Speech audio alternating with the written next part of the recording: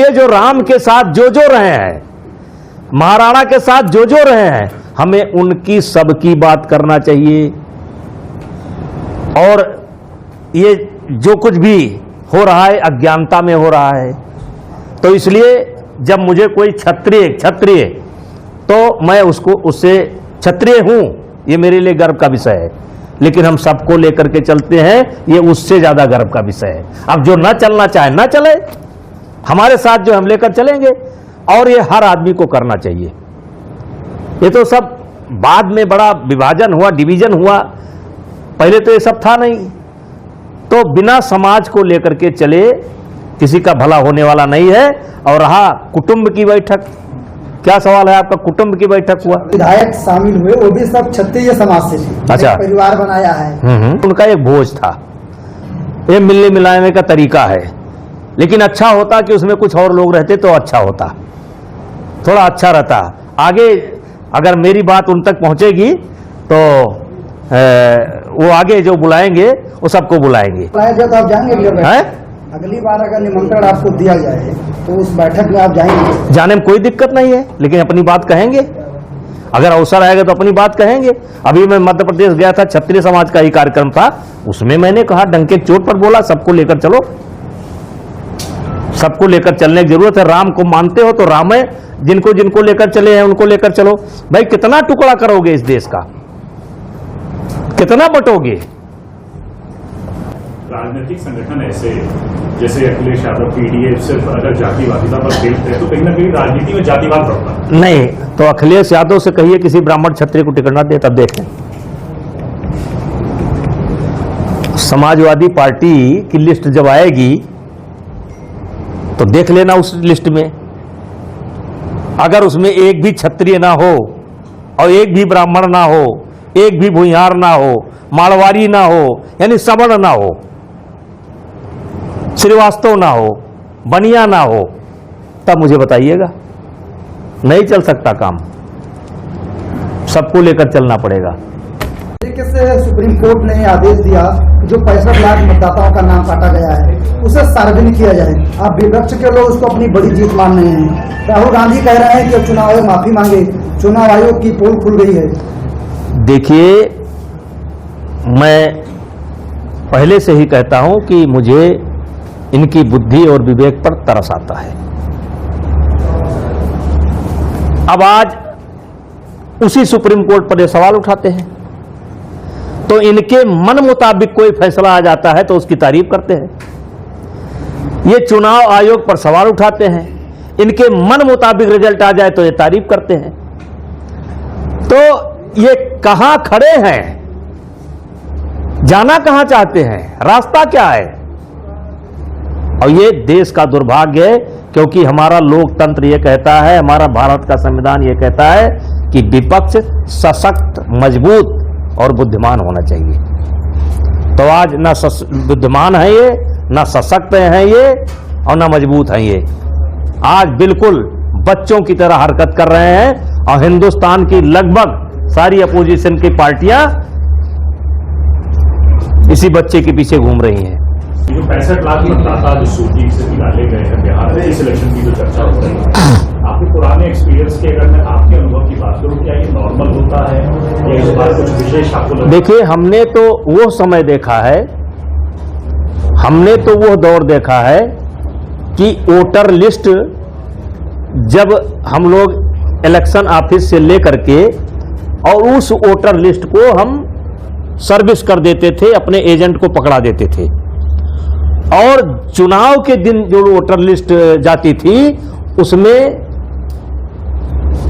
पन्ने गायब रहता था।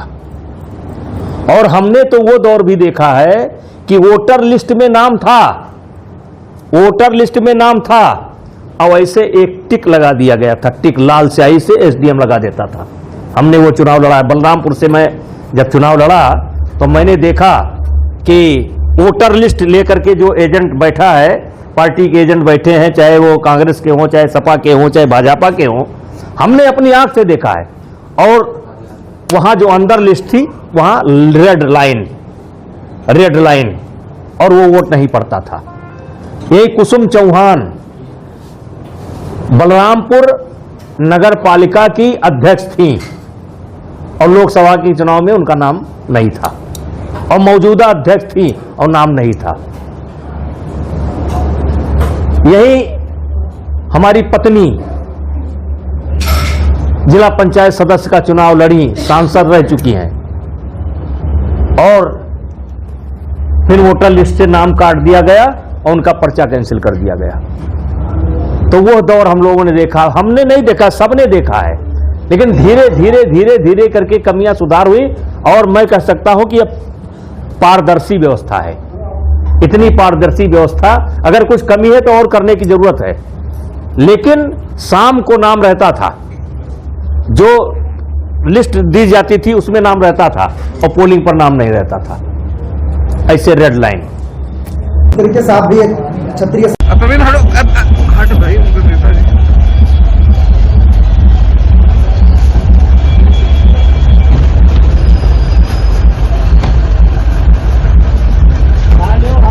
बढ़ा दो अंदर गाड़ी आई घुमा लो, लगा लो भैया, और गाड़ी आई है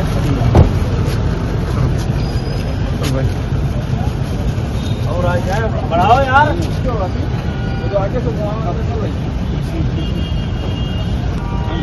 सब जगह खत्म हो गया।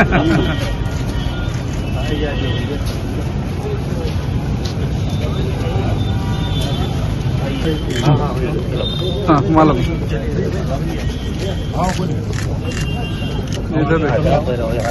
हाँ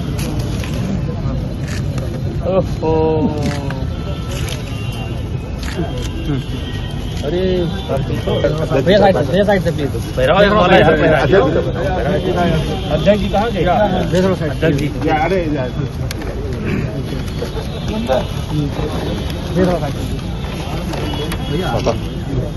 अभी का ना पहिरा दी, प्लास्टिक वाला है, पूरा ना मानो। देखिए ना, बोले हनुमान जी महाराज की जय, बोलो बजरंग बली की जय। ये रास्ता हमने ऐसे हर पार्टियों में चेंज होता रहेगा कलर। अच्छा, और जैसे जैसे पार्टी वैसे एक ये हाल बनाया गया, एक इसके बगल हाल बनाया गया। ये स्टेज दिया गया, सप्लाई ऑफिस कौन रहा? यही हम आए थे परमिट बनवाने सीमेंट की।